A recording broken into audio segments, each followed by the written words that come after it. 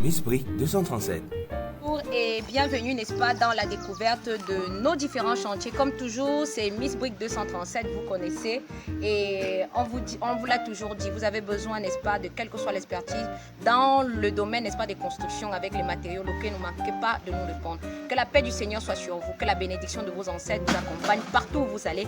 Et surtout, n'est-ce pas, qu'elle fructifie tout ce que vos mains touchent. Alors aujourd'hui, nous sommes à Kribi et ce chantier, vous l'avez vu dès le départ. Nous sommes précisément à Beka et nous avons, n'est-ce pas, un duplex. Et ici, on voudrait faire un cas d'école dans la mesure où on a des clients qui nous ont contactés pour nous demander, Madame Christiane, est-ce que c'est possible, n'est-ce pas, de faire un remplissage extérieur ou intérieur avec les blocs une fois que nous avons, n'est-ce pas, construit une maison en parpaing ou encore en aglo. Alors c'est le cas ici et on voudrait vous montrer un peu ce qui se passe. Des questions qui sont posées comme pour dire, on a des petites ouvertures qu'on regarde et qu'on a lorsqu'on est dans le gros œuvre, ou alors pratiquement on a des décalages au niveau pratiquement de la hauteur avec la poutre qui nous donne pratiquement des espaces et pour lesquels on se pose des multiples questions. Donc je voudrais tout d'abord faire le tour avec vous et je précise encore que la technique de pose utilisée lorsqu'on a déjà la structure du bâtiment levée et celle utilisée lorsque nous-mêmes nous prenons les travaux et que nous levons le bâtiment en lui-même et qu'on fait tout de façon consécutif, il est très différent. Et on vous a dit, ici, on est dans un bâtiment, n'est-ce pas, où la structure, elle, a déjà été levée. Et nous, on a fait ce qu'on appelait le remplissage. Let's go. On visite ensemble.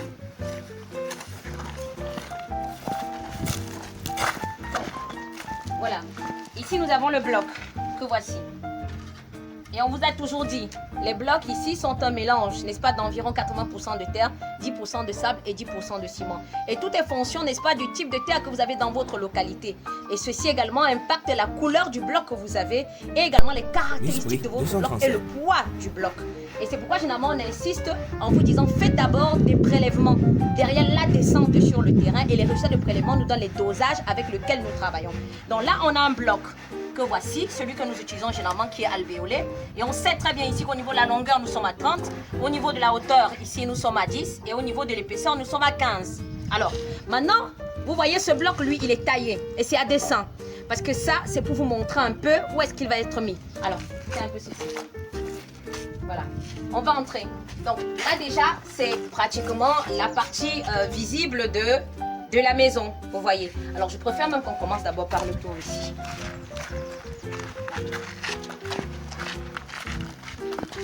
Donc, là vous voyez avec nous, ça c'est le remplissage extérieur. Et vous avez vu à l'intérieur, tout ce que vous avez, il est fait, n'est-ce pas, en aglo. Voilà, nous contournons par ici. Là également, vous constatez ici que le remplissage a été fait avec, n'est-ce pas, les briques. Et à l'intérieur, vous avez les aglos. Voilà. Si tu peux te rapprocher un peu plus pour que ça se voit. Donc vous avez les aglos et vous avez les blocs avec lesquels on a fait les remplissages. Voilà. Nous revenons par ici. 237. Vous verrez qu'ici également, c'est le cas. Donc voilà, le soldat. Et on devrait entrer par ici. Voilà.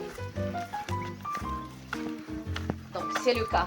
Alors, je précise ici que lorsqu'on vous dit, n'est-ce pas, que nous utilisons les briques de terre stabilisées et précisément les alvéolés pour la construction, elles sont faites et mises à plusieurs endroits. Et on a parlé du genre de bloc.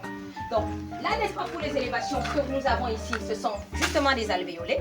Mais maintenant, au niveau des linteaux que vous voyez là-bas qui sont passés de façon discrète, ce sont également des alvéolés, mais ça, ce sont des blocs en U. Alors, on revient par là. Bah, on va passer de l'autre côté pour se retrouver. Donc à l'intérieur ici, comme on l'a dit, vous verrez justement que là, ce sont les aglos comme ça avait été dit. Et vous pouvez chez vous également avoir des bâtiments comme ça. Vous appelez pour le remplissage. Voilà. Donc là également, nous sommes à l'intérieur déjà. Ouais.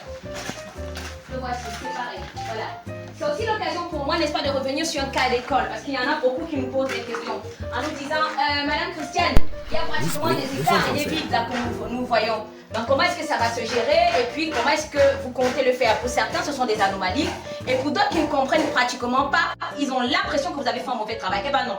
Ce que vous devez savoir, c'est tout simplement que travailler avec la brique, c'est demander à la brique de vous suivre et non pas l'inverse. Vous ne pouvez pas demander à la brique, elle, de faire ce que vous voulez. C'est la brique qui vous dit et vous montre ce que vous allez faire. Et c'est c'est à dessin. Vous voyez généralement ce qu'on a au niveau de la longueur d'un mur. il faut savoir que derrière la longueur d'un mur, vous devez avoir pratiquement des multiples qui sont respectés dans la longueur du bloc.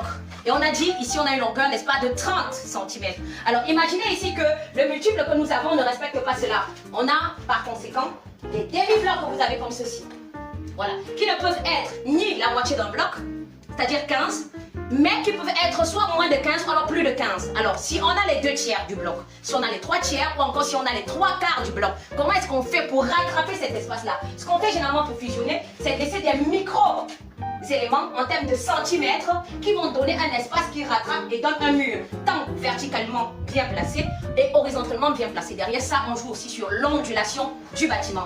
Alors, on revient également sur les espaces que vous avez là en haut, que vous verrez. Voilà. Maintenant, on a la hauteur de la maison. Également, on a la hauteur de la première pose qui se fait déjà là, principalement avec les agglos. Et on se rend compte que lorsqu'on arrive, on ne peut plus avoir la hauteur d'un bloc de façon finie qui doit être fermé.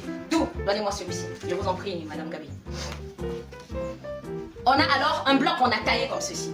Vous verrez. Et lorsqu'on a taillé le bloc justement, on lui donne l'épaisseur pour lequel il va passer ce logis là. Tout comme vous pouvez ne pas le faire. Vous arrivez parce que après cette phase, la phase qui suit, c'est la phase, n'est-ce pas, du remplissage, qui est le tirage des joints. Et avant le tirage, on a dit, lorsqu'on veut tirer les joints, ceci doit être ouvert. Et lorsqu'on les a ouverts, il y a un mortier spécial qui est refait, pour lequel nous venons avec les règles des tuyaux. Nous replaçons, nous chargeons. Nous allons faire pratiquement le nettoyage ici derrière le ponçage et nous allons venir laver le bloc. Et tout ceci va disparaître et vous aurez une plaque uniforme et vous aurez quelque chose qui ne vous laisse plus rien transparaître. Alors, lorsqu'on le fait et qu'on vient dans pratiquement le crépissage qui va permettre le nettoyage de ces poteaux et les raccords, alors tout cela est fermé. Donc, le client, si lui n'a pas compris et il nous demande pratiquement de fermer, ben nous fermons. Mais ceux qui ont compris et qui sont d'accord pour qu'on ne le fait pas, ben en ce moment, lorsqu'on vient, c'est tout simplement on charge et on fait n'est-ce pas ce qu'on appelle les salissures d'angle. Et vous avez vu dans nos bâtiments finis, vous avez généralement dans des angles, des bandes comme ça de crépissage qui sont faits et qui sont ramenés Miss Brick la plupart 237. du temps et qui sont fermés là également. Donc c'est ce qui se fera également ici. Alors, on va faire le tour également pour voir un peu tout ce qui se passe en haut. Là également, on a vu, et ça c'est la pose des boîtiers. Voilà. Donc, on prépare ici. Avant d'aller en haut, je vous propose qu'on a là. Ça c'est la cave. Et là au niveau de la cave, également ce qui a été fait. Voilà, vous voyez un peu. Et voilà, je vous ai parlé tout à l'heure de ce décalage. Et je vous ai dit, c'est le bloc qui vous donne le rythme et non pas l'inverse dans les constructions avec les agglos. Surtout lorsque vous avez déjà monté la structure en béton. Voilà. On revient par ici. Là également, vous verrez, vous avez pratiquement la hauteur pratiquement du bâtiment ici. Et ça, c'est pour montrer également la force de ce qu'est l'élément terre et vous permettre de comprendre que ce n'est pas un matériau avec lequel aujourd'hui vous devez tutuber. C'est le matériau approprié pour les constructions, c'est celui-même que vous devez avoir. Derrière la connaissance en régulation isothermique, il faut comprendre également que sa régulation hydrologique lui donne un aspect également suffisant pour permettre que sa vie à l'intérieur du système éco, là où il se trouve, lui permet justement de vivre dans le temps et de vivre longtemps. En plus de ça, c'est un élément qui est très bien pour votre santé. Donc, ne manquez pas, comme je dis encore, de nous contacter. Vous savez, c'est le 677 19 55 87. Vous sonnez tout simplement Miss Brick à Dream House Construction, se fera le plaisir de vous répondre. On vous a dit aujourd'hui, nous sommes à Yaoundé, au niveau de Mendon, en face, n'est-ce pas, de l'immeuble Congelcam. Vous avez été nombreux à nous dire, Madame Christiane, quittez pour, je sais pas moi, Berthois, quittez le sud, et pour Loba et tout ça pour se retrouver à Douala, c'est quand même long. Donc, nous avons répondu à vos questions et nous espérons que vous seriez nombreux. Vivement que le Seigneur bénisse vos finances et qu'on vous retrouve très nombreux dans nos bureaux, n'est-ce pas, à Mendon. Alors, on revient par ici.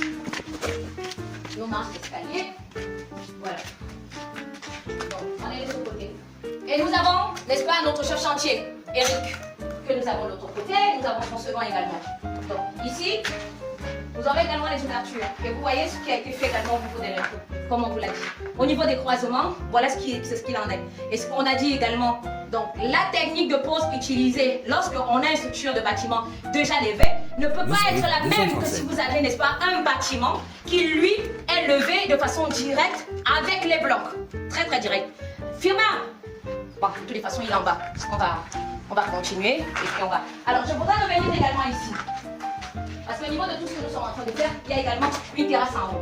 Bon, bien, le temps que nous devons arriver au niveau de la terrasse, je voudrais présenter tout simplement l'élément poutre qui vous impose justement un poteau. C'est pourquoi je dis encore, ici, c'est la brique qui vous donne la direction à suivre et non pas l'inverse. Venons, on montre tout d'abord ici. Voilà, nous sommes au niveau de la terrasse. Voilà. Il a été très très bien.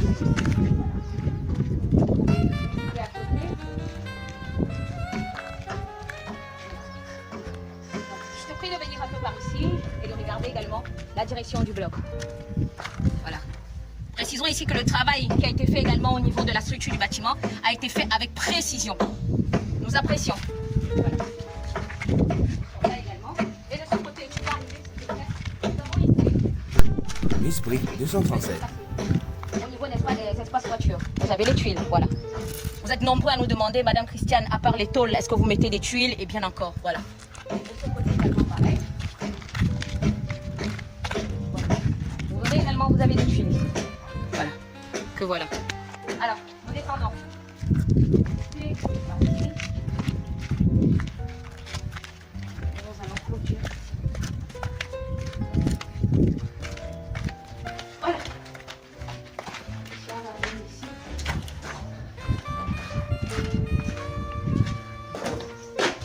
Ok. Donc là, nous sommes plus proches des tuiles. Donc les voilà. Vous pouvez apprécier encore un peu plus. Et maintenant, comme je disais, derrière pratiquement, du moins pas des anomalies, mais pratiquement ce que vous pouvez avoir vu comme manquements, qui ne sont pas des manquements, mais qui sont pratiquement des éléments que la brique vous oblige à faire. Vous voyez cet espace ici, Miss Brick entre le 237. passage des escaliers et le mur. Et vous verrez ici qu'il y a pratiquement déjà un croisement, point de décalage ici avec notre mur, qui nous impose justement la naissance d'un poteau ici qui doit buter là, au niveau de notre poutre. Voilà.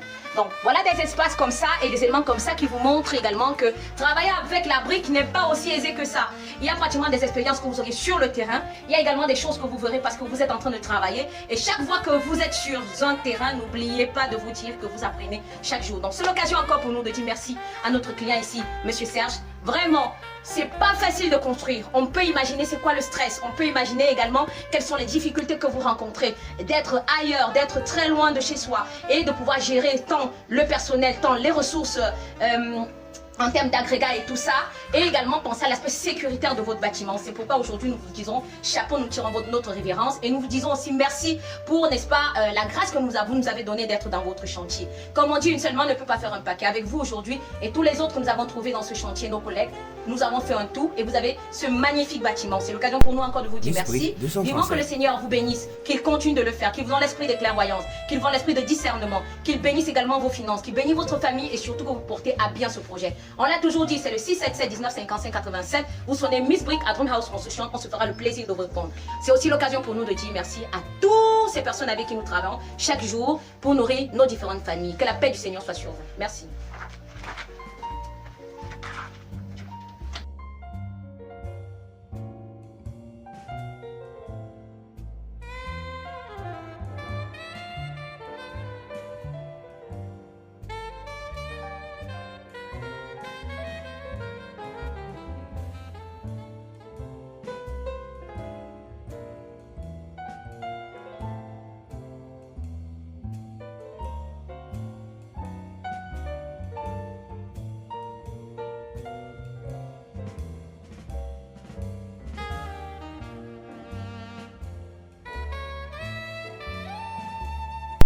Miss Brick 237.